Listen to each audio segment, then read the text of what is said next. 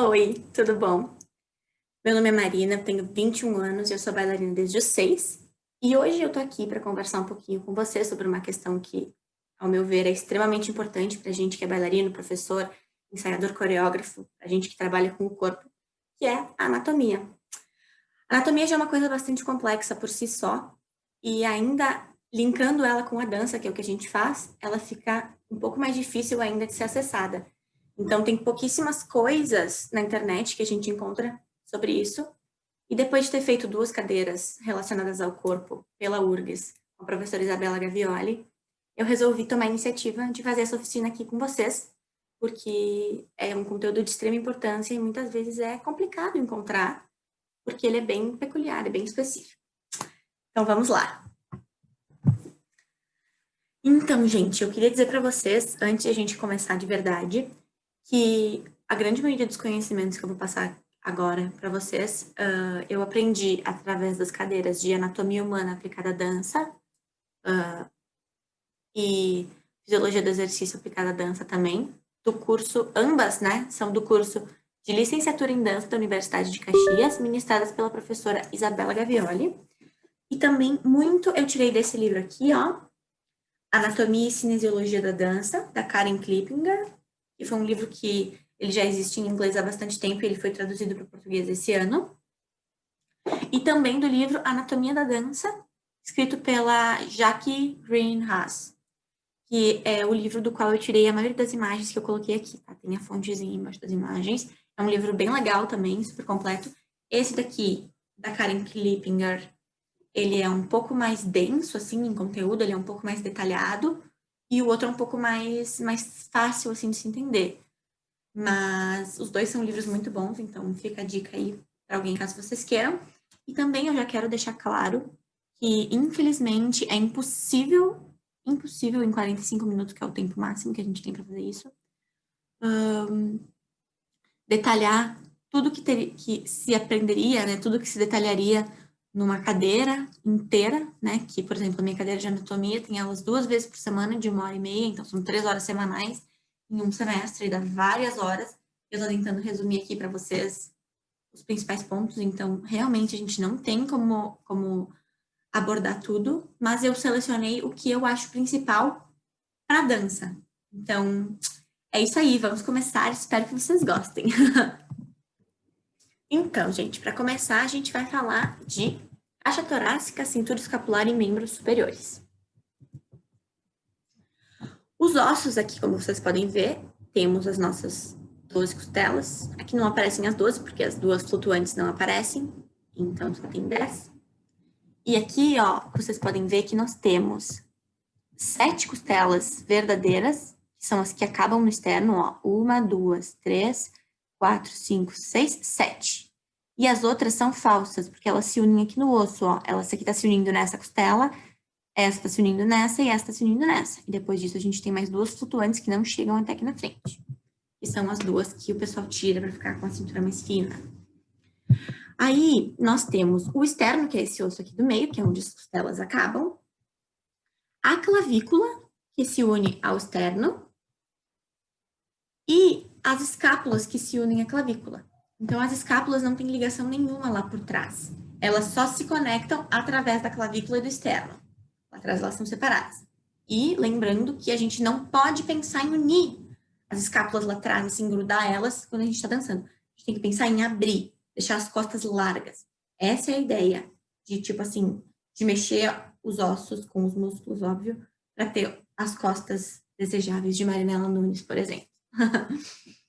Aí, na escápula, tem um espacinho ali onde a gente encaixa o ombro. Quer dizer, desculpa, onde a gente encaixa o húmero. E essa articulação, húmero na escápula, que é o ombro. Isso aqui que a gente tem. O ombro é a articulação mais flexível do corpo. E sempre é importante lembrar que o nosso ombro não é que nem bracinho de boneca, sabe? Que a gente mexe só o braço e isso aqui fica no lugar. O nosso ombro, sempre que ele mexe, isso tudo mexe junto. Toda essa estrutura aqui de escápula e cintura escapular. Aí, depois do húmero, nós temos o rádio e a una. O rádio é o lado do dedão, então pensem assim, ele é o dedão do polegar, mais bonito que dedão. O polegar é o lado que tem o rádio. Então, é a antena do rádio. E o outro é a ulna. Na mão, a gente não vai entrar muito em detalhes, gente, porque é bastante complexo, é bastante detalhado e não convém. Aí, aqui, entrando em musculatura, a gente vê que esse músculo aqui em cima do ombro, que é esse músculo... Opa, dei um zoom aqui, gente, desculpa, deixa eu voltar aqui. Como é que eu fiz isso, gente?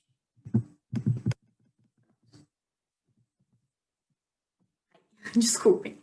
Esse músculo aqui é o deltoide. É esse músculo que a gente acha bonito, que fica marcado, sabe? Que a Marianela Nunes também, sou fã dela, gente, vou usar ela como exemplo. Tem ele bem marcadinho. E ele é muito importante, porque sempre que a gente está nas posições de balé, ele tá segurando. Vocês podem botar um braço na primeira posição, na segunda posição, vocês vão ver que a gente tem um deltoide muito bem trabalhado, nós bailarinas clássicas, porque a gente está sempre fazendo força nele. Tanto que quando tem um exercício com muito port-de-bras, não sei vocês, mas eu fico com bastante dor no deltoide.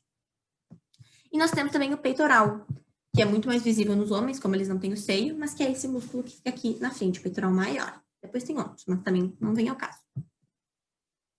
Aqui nas costas, nós temos vários músculos, mas eu não vou entrar em detalhes, só vou falar dos principais também, porque 45 minutos é muito pouco tempo. Nós temos o deltoide aqui, ó, que vocês podem ver eu passar minha setinha em cima, e o trapézio. O trapézio é um músculo que a gente usa para fechar o ombro. A gente está sempre com ele ali no lugar quando a gente está dançando. Vocês podem ver que as pessoas às vezes têm um Vzinho assim no meio das costas. No meio não, um pouco mais para cima da metade. Aquele ali é o trapézio, marcando na pessoa. É um músculo bastante importante para a estabilização das costas. E aqui nós temos o braço.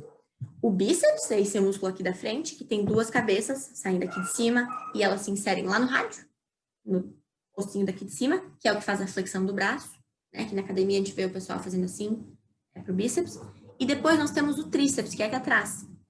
E qual a diferença entre bíceps e tríceps? Por que o nome é tão parecido? Porque o bíceps tem duas cabeças, ele sai de 2 lugares e acaba em um, e o tríceps sai de 3 lugares e acaba em um. Então, depois nas pernas a gente tem o quadríceps, que como vocês já podem imaginar, sai de 4 lugares e acaba num só. Então, gente, continuando, nós vamos para a coluna. Nossa, centro do nosso corpo, extremamente importante. Mas antes de a gente começar efetivamente, eu acho importante a gente lembrar aonde que a coluna começa. Muitas vezes a gente acha que ela começa aqui no pescoço, mas não. Notem que nesse raio-x aqui a gente consegue ver que ela começa quase lá na altura do nariz. E aí ela desce. Então, são 7 vértebras que compõem essa parte aqui cervical da coluna. Então, ela começa bem mais para dentro. É importante lembrar disso. Opa. Aqui nós temos uma coluna vertebral desenhada. Notem que o lado aqui onde está escrito vértebras é o lado de dentro, é o lado que estaria para minha frente. E esse lado aqui, que tem vários espinhozinhos, parece, é o lado que fica para trás. Nós temos 7 vértebras cervicais, como eu falei para vocês antes, que são essas que compõem o nosso pescoço e um pouquinho lá para dentro na cabeça. 12 vértebras torácicas, sendo que 7 dessas tem as costelas, que a gente diz que são as verdadeiras, que se encontram aqui no externo, que é esse osso aqui do meio do seio. Depois tem mais 3 que são falsas, porque elas não chegam até o externo. Elas se encontram nas outras. E tem 2 que são as flutuantes, que não se encontram em lugar nenhum, por isso parece que elas estão flutuando. Mas essas flutuantes, inclusive, são as que as pessoas costumam tirar para ficar com a cintura mais fina. Vocês já devem ter ouvido falar que a Shakira tirou, por exemplo. Se é verdade ou não, eu não sei, mas o mito é esse. Aí depois nós temos 5 vértebras lombares, da L1 até a L5, e depois nós temos mais o sacro e o cóccix. São 2, como se fossem 2 vértebras. Mas o sacro é composto de 5 vértebras fusionadas e o cóccix de 4. Tem gente que só tem 3, tem gente que tem 5 no cóccix, mas geralmente é isso. Então, a gente pode dizer que a nossa coluna é composta de 33 vértebras. Aí aqui, ó, eu quero mostrar para vocês as curvaturas normais da nossa coluna. Tem muita gente que diz, tem lordose, tem cifose. O problema disso é quando é hiper, porque é normal a nossa coluna ter essas curvaturas, essas lordoses e essas cifoses, porque é isso que faz o amortecimento dos choques. Se ela fosse toda reta, ia ter muito choque. Assim, ela consegue amortecer melhor, como se fosse uma mola. Então, aqui, ó, nós temos a curvatura cervical, que eu não vi que não estava escrito, mas eu vou falar para vocês agora, então. A curvatura cervical é uma lordose aqui no pescoço, que é essa curvinha, que muita gente está começando a ter retificação de cervical, porque a gente passa muito tempo olhando para baixo para o celular, então ela meio que retifica essa curva, isso é perigoso, tem que tomar cuidado. Temos a curvatura torácica, que é uma cifose, que é um pouquinho para dentro, assim, quase um corcunda, como a gente diria, uma pessoa corcunda é uma pessoa que tem muita cifose. Mas aqui é uma cifose normal, que todo mundo tem e é extremamente saudável. Temos uma pequena lordose aqui também, que é normal e é saudável na lombar, que são as 5 vértebras lombares. E temos uma outra cifose aqui no sacro, que a gente não consegue perceber, porque é dentro da nossa bacia. Mas existe essa curvatura ali. Isso são todas normais. A gente precisa delas para ser saudável. E aí, depois nós temos os problemas, que são as hipercifoses, aqui no dorso, e a hiperlordose, aqui na lombar. E, além disso, nós também temos a escoliose, que é quando a coluna se entorta para um lado ou para o outro. A pessoa fica torta aqui, desnivela ombro, desnivela quadril. Também é algo que se precisa ter atenção e cuidar. Aí aqui, ó, nós temos os discos intravertebrais. Isso são as vértebras mais de pertinho, tá? E isso aqui que a gente vê, que são os processos espinhosos, é uma pontinha da vértebra, é o que a gente sente aqui atrás. Porque, ó, eu vou voltar aqui 2 slides para vocês verem. A nossa coluna não tá bem aqui atrás, ela tá no nosso meio. E ela não é solta, assim, que nem a gente vê nas imagens. Ela é toda cheia de amarrações, de ligamentos e de músculos que dão mais firmeza e mais estabilidade para ela. Então, essas pontinhas aqui, ó, que são os processos espinhosos, é o que a gente sente quando encosta aqui atrás e sente na coluna. Não é a vértebra. Quer dizer, é um pedaço da vértebra. Mas, enfim, são esses processos espinhosos. E esses discos intravertebrais aqui são os amortecedores, que é o que machuca quando a pessoa tem hérnia de disco. E, inclusive, esses processos espinhosos aqui são o que definem o nosso cambrê. Porque aqui, ó, como vocês podem ver, não sei se dá para ver muito bem, deixa eu tentar dar um zoom. Nossa imagem não tem muita qualidade, mas eu achei ela muito interessante, então eu resolvi trazer ela igual.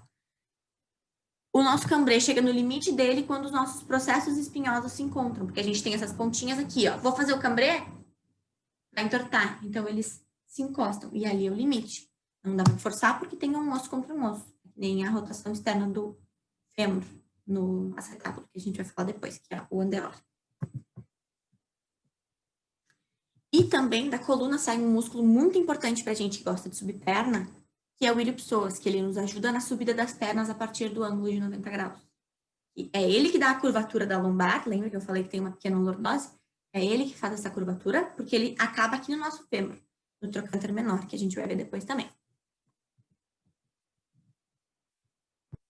Então, gente, continuando, a gente vai para a parte do corpo que é conhecida como core. Core vem do inglês e é centro, núcleo, e é o que a gente usa para designar essa região aqui do abdômen e das costas. O core é composto por 29 músculos e ele tem um papel, assim, importantíssimo, fundamental, no que diz respeito ao nosso equilíbrio e à nossa estabilização. Então, o core é composto pelo abdômen e pelas costas, como eu já falei, apesar de o abdômen ser o principal, é o que a gente mais pensa. Então, vamos ver como que é o nosso abdômen. A gente tem, lá na camada mais profunda, o transverso abdominal, ou transverso do abdômen. Aí, depois, a gente tem, aqui nessa segunda camada, o reto abdominal, que é o que é o tanquinho, o six-pack. E do ladinho, a gente tem o oblíquo abdominal. E depois, nessa camada mais superficial, a gente tem o oblíquo abdominal externo, o outro interno, esqueci de citar.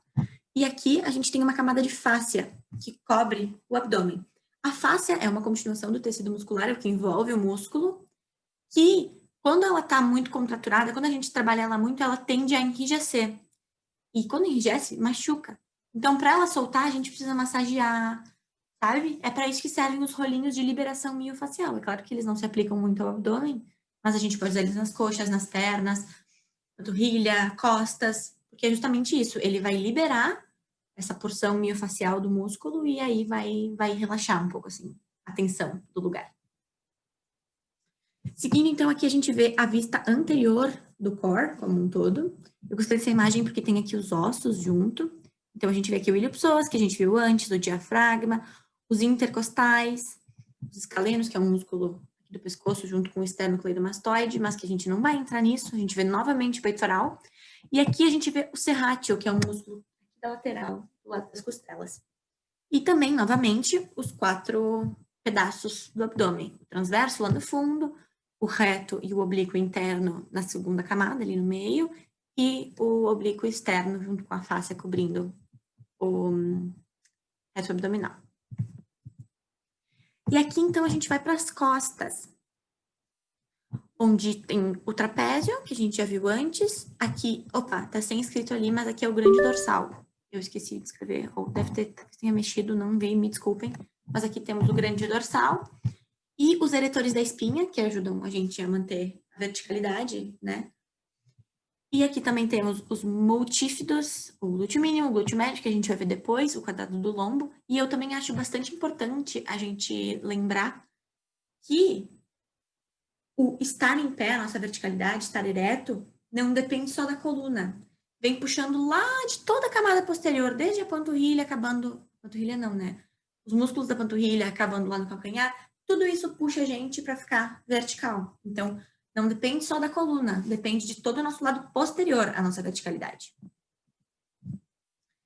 E aqui na prática eu escolhi essas duas imagens para mostrar para vocês, porque aqui a gente tem uma bailarina numa pose bem de cisne, e a gente pode ver aqui todos os eretores da coluna dela, puxando ela lá para cima, e o abdômen também está incluso nisso, e ali tem alguns músculos do glúteo também sendo usados. E nessa segunda imagem aqui, onde ela está ajoelhada, eu trouxe porque eu acho bastante importante a gente lembrar que sempre que a gente vai fazer um cambrê, seja ele para o lado, seja ele para trás, seja um suplesse para frente, a gente precisa crescer antes, e aí, ao invés de deixar a gravidade pesar, a gente tem que contrair a musculatura para o lado que a gente vai. A gente não só deixa ir. Então, tem que crescer e aí contrair a musculatura do lado que a gente está indo. Não é só fazer com que o movimento aconteça graças à gravidade. É a gente que faz ele acontecer. Então, por exemplo, se eu vou fazer um suplesse para a direita, eu vou contrair todo o meu lado direito do corpo para ele me puxar e aí eu fazer esse cambrê para a lateral. Seguindo, a gente entra na porção do quadril. Quadril, glúteos e coxas. A gente trabalha como coxa, né? Até o joelho e depois como perna do joelho para baixo, no que diz respeito à anatomia. Então, aqui, quadril, glúteos e coxas vai ir até ali no joelho. Para começar, eu gostaria de discutir com vocês um pouquinho sobre essa questão. O nome pelve ou o nome quadril? Qual que a gente deve optar? O nome quadril diz respeito à articulação coxo-femoral. É o nome menos científico para essa articulação, que é o acetábulo na cabeça do fêmur.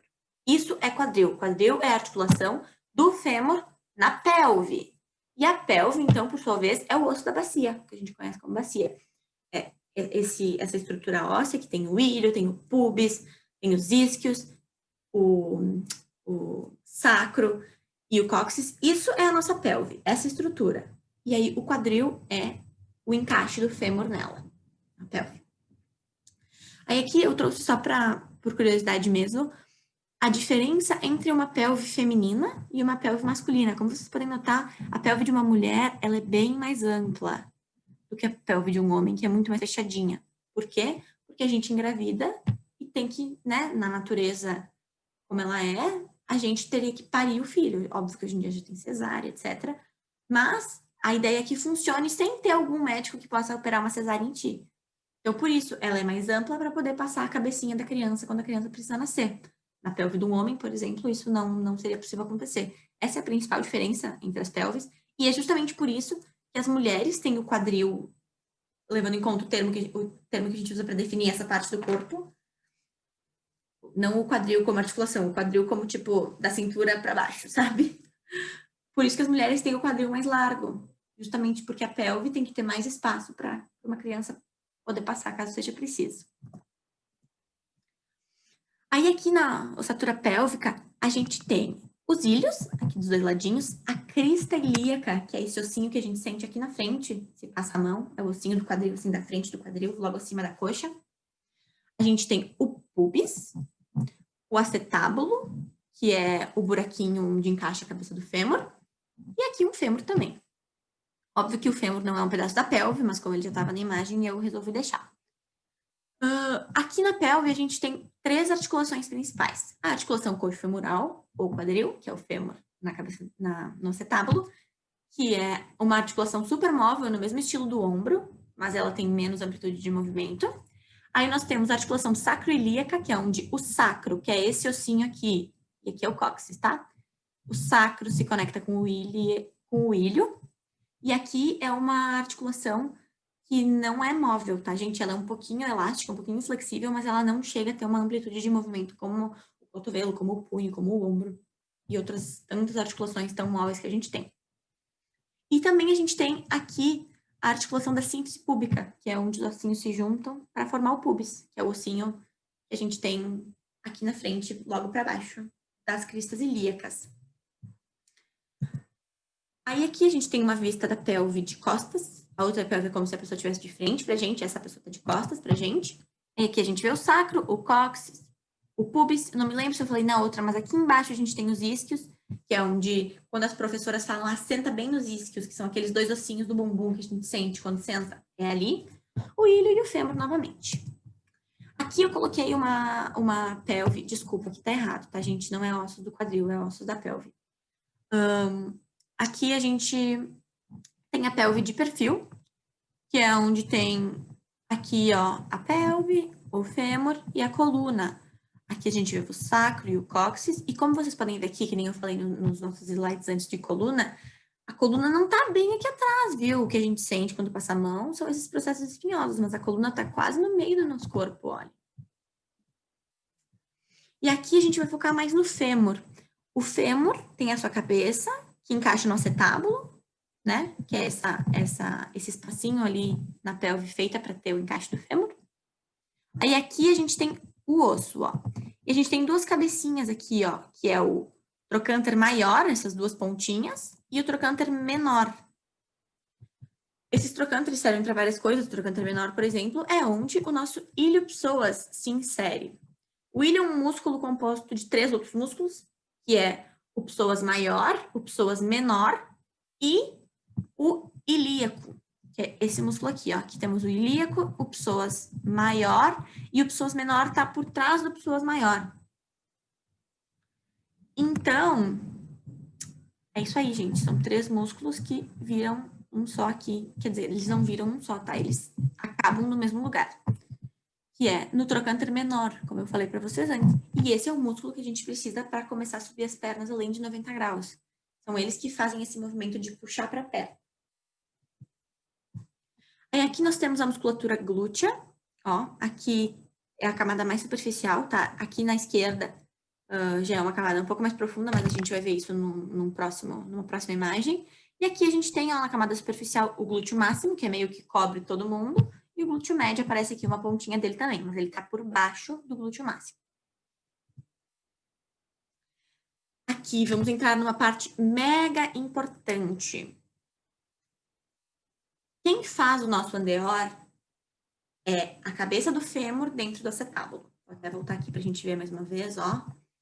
A cabeça do... Aqui tem uma imagem. Aqui, essa cabeça do fêmur girando dentro desse vãozinho aqui que tem no nosso fêmur, é aí que acontece a rotação externa. Ela vem daqui de cima, ela não começa no pé, não começa no joelho. Ela começa aqui no nosso quadril e roda a partir dali, certo? O nosso osso, a gente não tem como mudar no decorrer da nossa vida. A gente nasce com o que nos deram e a gente vai seguir com esse até o dia que a gente morrer. Mas isso não significa que porque eu não nasci com um andeor de 180 graus, eu não consiga fazer um andeor bom.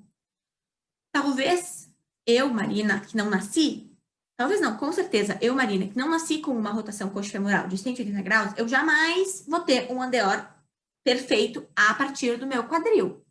Eu posso optar a fazer um andeor de 180 graus, sabendo que eu vou estar com os joelhos e os pés desalinhados, ou eu posso aceitar o andeor que eu ganhei e fazer com ele. Mas aí é uma escolha pessoal de cada um e não diz respeito ao que a gente tem para discutir agora. Mas eu posso sim melhorar a minha capacidade de segurar o meu andeor máximo, que é aqui que entra a musculatura profunda do nosso glúteo.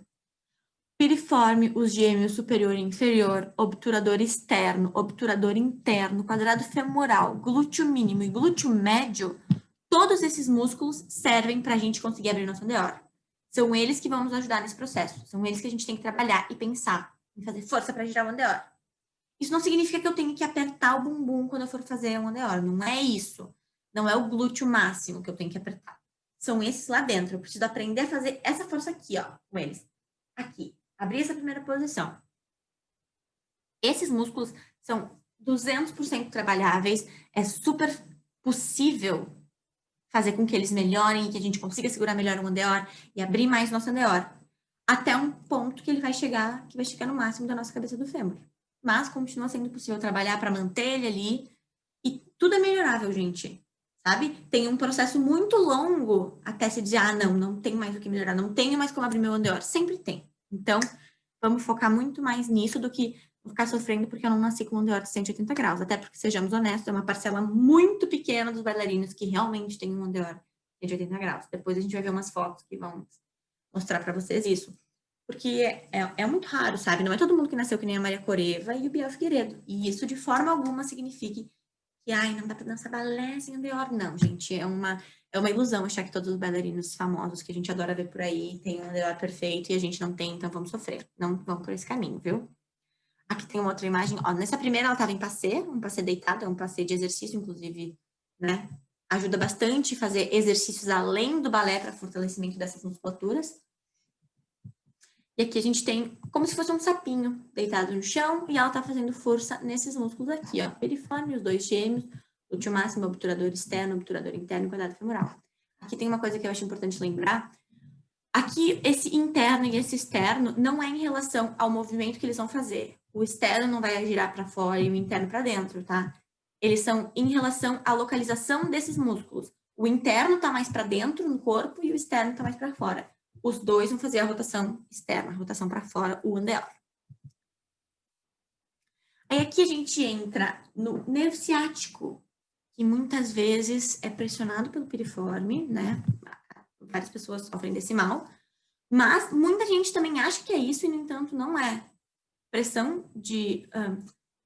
Dor de nervo, gente, dá parestesia, dá dormência, pode dar choque, dá falta de força, tá? Não é só dor.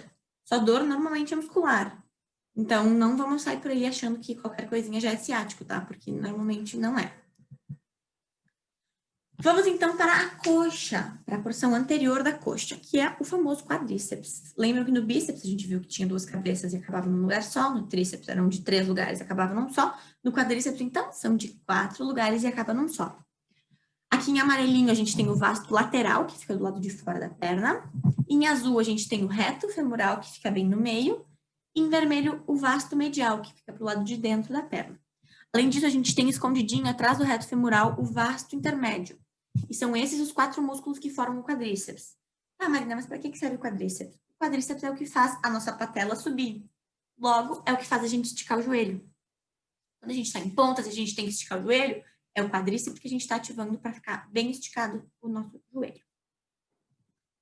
Continuando, a gente tem os músculos da pata de ganso, como eles são conhecidos, que é o sartório, que é o maior músculo do corpo mais comprido, né? No caso, mais longo. A gente tem o semitendinoso e o grácil. Esses 3 músculos juntos, olha, eles se inserem lá depois do joelho, na tíbia, e são eles que nos ajudam a puxar a tíbia para cima, nos ajudam a subir um atitude e conseguir deixar o pé mais alto que o joelho. Sabe aquela linha bem linda, bem alongada? Então, são eles, esses 3 músculos que fazem essa força. Aí, seguindo, a gente tem os adutores, famosos adutores, importantíssimos da dinâmica lá dentro. É o que a gente trabalha nos GTs adentro, nos tandis adentro, nos grambatmans adentro, nas baterias, principalmente. A gente tem que ter essa dinâmica, essa força pronta para ser usada com dinâmica para poder fazer um GT bati, para poder fazer um entrechacatre, para poder fazer um troá, para poder fazer um entrechassis, fazer brisé, assemblée battue. Todas essas coisas vêm com a força dos adutores. Eles têm que ser ágeis para fazer essas trocas. E são eles que a gente sente queimar naquela sequência de GTs 8, 8, 4, 4, 2, 2, 1, 1, 1, 1. Eles são 4 músculos principais, o grácil, o adutor longo, o adutor curto e o adutor magno. E no balé, essa é a principal função deles. Aqui tem até uma imagem de um menino fazendo uma assembleia, para vocês lembrarem que é ele que faz essa... Na verdade, não precisa nem ser batido no assembleia, né? O assembleia é sempre a perna de trás que junta, a perna de trás que junta, a perna de trás que junta. Essa perna de trás está sempre fazendo força nos internos, que são os adutores, né? Outro nome para interno. Seguindo, a gente tem os músculos posteriores, também conhecidos como isquiotibiais, que são os hamstrings do inglês, que são eles que nos ajudam a puxar a perna para trás, eles que fazem essa extensão. Então, no arabesque, juntamente do glúteo máximo e dos rotadores, óbvio, porque os rotadores estão sempre trabalhando, se a gente está dançando balé, são sempre eles que estão fazendo força, a gente tem três músculos, desculpa. O semimembranáceo ou semimembranoso, o semitendinoso ou semitendíneo, que é aquele que a gente viu na pata de ganso, e o bíceps femoral, que assim como o bíceps do braço, ele sai de dois lugares, tem duas cabeças e acaba num lugar só. Né? Por isso, bíceps sai de dois e termina em um. E aí, no arabesque, junto com o glúteo máximo, ó, como a gente pode ver aqui, eles estão ali fazendo a parte deles para o nosso arabesque subir e ficar lá no cote. Aqui eu coloquei duas imagens para uma revisãozinha rápida, ó, tem vários músculos da parte posterior das coxas e pega também ilíaco, aqui vai pegar glúteo na parte de trás, mas esse é o da vista anterior.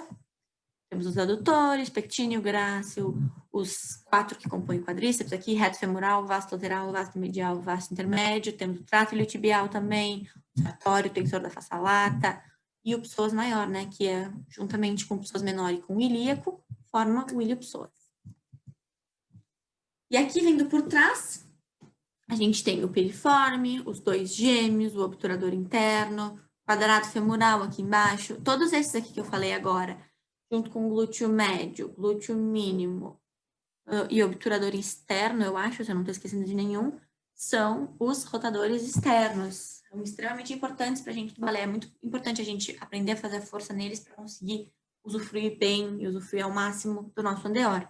E também lembrando, é sempre muito importante a gente soltar eles depois, alongar, relaxar com bolinha. Eu adoro deitar nas bolinhas de tênis, colocar uma bolinha de tênis aqui na região do bumbum, é maravilhoso. Se vocês nunca fizeram, façam, vocês vão gostar. Dói um pouquinho, mas ajuda um monte. E a gente também tem aqui os músculos um pouco mais posteriores da coxa. O adutor magno, o glúteo máximo, ó, que aqui a gente tem um glúteo coberto pelo glúteo máximo e outro glúteo sem o glúteo, a outra nádega, né? Sem o glúteo máximo, para a gente poder visualizar esses músculos que ficam escondidinhos. A gente tem também aqui o grácil, o bíceps femoral, o semitendinoso, o semimembranoso, o poplíteo. E é isto. Para acabar aqui com a nosso resumo de quadril, coxa e glúteo, eu trouxe essa tão famosa frase que é: encaixe esse quadril, encaixa o quadril, fulana. Encaixa o quadril, encaixa o quadril, encaixa o quadril. Gente, o encaixar o quadril nada mais é do que estar na posição real dele. É muito problemático fazer essa retroversão aqui, ó, da menina da direita, porque, ó, sobrecarrega glúteo máximo, sobrecarrega os oblíquos do abdômen, tanto o interno quanto o externo, e o reto abdominal. Sem contar que, além de eu estar fazendo força em lugares que não precisa, essa retroversão do quadril, o quadril empurrando para frente, o pubis subindo, vai dificultar muito a minha rotação coxo-femoral. Ela não vai acontecer como ela aconteceria comigo estando numa posição normal, na minha posição de vida, assim, sabe? O quadril no lugar que ele tem que estar, sem ele estar retrovertido e nem antevertido, que é o que a gente vê aqui na imagem da esquerda. Ela tá como se fosse empinando o bumbum, porque aí acaba pegando o iliopsoas e os eretores da espinha, sobrecarregam esses músculos também, que não é muito legal. Então, o ideal é a gente buscar essa posição aqui, ó, que está extremamente encaixada, os músculos trabalham, mas sem estarem sobrecarregados, e é a melhor posição para a gente conseguir realmente fazer a nossa rotação coxo-femoral e abrir o nosso andeor ao máximo que ele pode ser. Então, gente, continuando, a gente vai para a parte final do corpo, que é o joelho, a perna e o pé. Perna é do joelho para baixo e coxa é do joelho para cima, na nomenclatura anatômica, tá? Então, por isso que eu botei perna só aqui. A gente começa de novo com os ossos, que é o fêmur, que a gente já viu, a patela, que é aquela rodinha, aquela bolinha que a gente tem no joelho, a tíbia e a fíbula, que são os dois ossos que seguem ali no que a gente chama de canela, na perna. Vamos começar pelo joelho, que a gente olha ele de lado, é o fêmur, com a tíbia e a fíbula. A tíbia é a maior, a fíbula é a menorzinha, e a patela. A patela se mexe indo para cima do fêmur e voltando para ali. Quando a gente estica o joelho, ela vai lá para o fêmur, e quando a gente dobra o joelho, ela volta para a posição dela, que é mais ou menos ali no meio da articulação. Isso porque os quadríceps que puxam ela para cima, né? Que o tendão do quadríceps passa ali por cima dela. E faz ela se mexer. Aí, continuando, a gente vai ir para os ligamentos do joelho, que é uma coisa muito importante, que eu esqueci de falar para vocês antes, é que os ligamentos unem osso com osso e os tendões unem músculo com osso. Então, aqui a gente tem ligamentos, porque é de osso para osso. A gente tem o famoso ligamento cruzado anterior, que é o que passa na frente, e posterior, que é o que passa atrás, e os ligamentos colaterais aqui, ó, lateral e medial, porque a outra perna tá aqui, ó. Isso é uma perna direita. A perna esquerda tá aqui. Então, esse é o lado de fora e esse é o lado de dentro. O medial é sempre do lado de dentro, o lateral é sempre do lado de fora. E depois nós temos aqui os meniscos, medial e lateral. Os ligamentos é o que a gente torce, é o que a gente pode arrebentar fazendo, por exemplo, quando a gente deixa o joelho cair no plié. Quanta gente já não machucou o ligamento por causa disso? Aí fica uma linha torta e força o ligamento. Normalmente é o ligamento medial. Mais uma coisa, os quadríceps acabam na frente do joelho e o que a gente chama de isquiotibiais, né, que a gente viu antes ali nos posteriores, é o que acaba atrás do joelho, que são os hamstrings, no inglês. Na perna, nós temos aqui o tibial anterior, que é o principal que a gente vai falar hoje, que é o que faz a flexão do pé, que faz a gente fazer pé flex, e também é o músculo responsável por aquele truquezinho de deixar o pé assim, esticado. Deixa eu botar aqui na câmera. Esticado para cima, que faz aquela linha que a gente gosta no arabesque. É ele. Então, esse é um músculo que a gente usa bastante. Depois a gente tem o extensor longo do hálux, que o hálux é o nosso polegar no pé, o dedão, o famoso dedão. Extensor longo dos outros dedos, então tem um só pro dedão e o outro para os outros 4 dedos. E depois temos os fibulares aqui, mas que também não vem muito ao caso. E na parte posterior, a gente tem aqui uma dissecção mais profunda e uma dissecção mais superficial. A gente vai focar só na superficial, que é o gastrocnêmio, que é o músculo da panturrilha, aquele que a gente vê a marquinha nos grandes bailarinos, que tem aquilo bem definido. O gastrocnêmio. São dois, o medial e o lateral. O medial é do lado de dentro, o lateral é do lado de fora. Tá. Vamos falar do pé. O pé é uma estrutura extremamente complexa, como vocês podem ver, porque ele tem 28 ossos cada pé. Então, é tudo vezes 2. 28 ossos, 30 articulações, de 112 a 117 ligamentos e 20 músculos. Isso é muito, se vocês forem parar para pensar, para uma área tão pequena do nosso pé. Porque é ele que nos sustenta em cima dele a vida inteira, né? Então, dá para entender. E se a gente for parar para pensar que o nosso corpo, depois de adulto, tem 206 ossos, e cada pé tem 28, só os nossos pés, que é o todo das 56, já dá 1/4 de todos os nossos ossos aproximadamente. Imagina, isso é muito, muito, muito, muito. 1/4 só no pé, né? Então, por isso que a gente vai fazer, não vai entrar muito em detalhes no pé. Mas a gente tem aqui, ó, o calcâneo, o talos, o navicular, os cuneiformes e o cuboide, que formam o famoso tarso do pé. Aí a gente tem os metatarsos aqui no meio e as falanges, que são os dedinhos. A gente tá em ponta, fica assim dentro do corpo. Aí, aqui eu achei bastante interessante essa comparação de como o pé fica em pontas e na meia ponta. Notem que o que muda são só as falanges, o resto tá tudo contraído igual. Então, é importante a gente nos soltar, fazer a mesma força na meia ponta e na ponta. Na ponta só acrescenta os dedos. Na meia ponta continua todo aquele arco contraído, desculpem, todo o arco contraído para, né, manter a nossa meia ponta bem alta. E aqui nós temos os músculos do pé, e o mais importante aqui para mim é esse abdutor do hálux. Aqui o pé, a gente tá vendo a planta do pé, tá? O pé visto de baixo. que é o músculo que, quando muito tensionado, vai causar jonete, junto com deixar o pé caído para dentro, na tentativa de abrir mais um DO. Depois a gente vai falar disso também, vai vir mais fácil. Mas é por isso que a gente tem que fazer bastante rolinho para soltar todos esses músculos que a gente tem aqui embaixo do pé, rolinho ou bolinha, depois da aula de balé, para soltar essa musculatura bem, para ela estar relaxada e não criar essa tensão extra naquele músculo que pode acabar virando uma jonete, que é bastante dolorido. E aqui, ó, nós vemos que essa musculatura de baixo, nessa foto da direita, tá contraída e essa daqui de cima tá relaxada. E aqui, a de baixo tá relaxada e essa tá contraída. Aqui é como se eu estivesse fazendo força para esticar o pé, para fazer uma ponta no pé. E aqui eu tô fazendo força para flexionar, tô tentando trazer os dedos na direção da minha tíbia.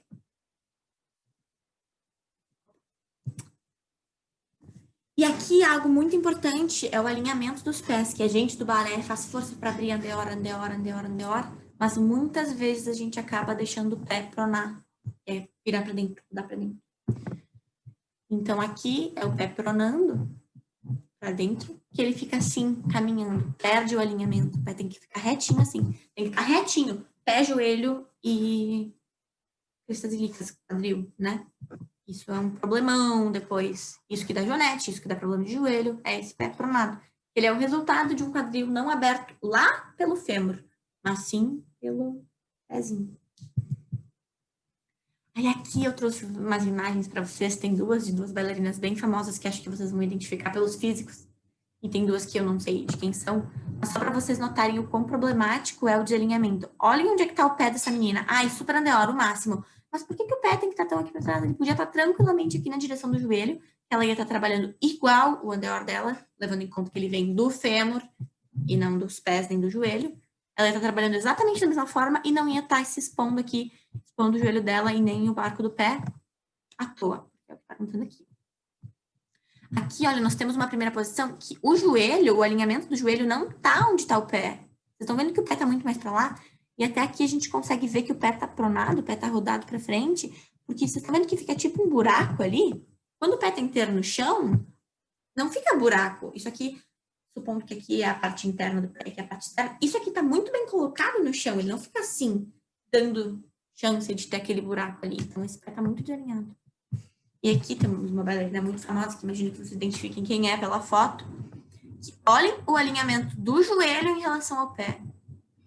Isso está forçando um monte aquele ligamento que a gente tem aqui do lado de fora do joelho. Isso para dar um problema facílimo. E aqui, outra bailarina muito famosa. Também, olhem o alinhamento do joelho com o pé. Olha o pé caído aqui, o joelho para dentro. Então, gente, é aquilo que eu estava falando para vocês antes.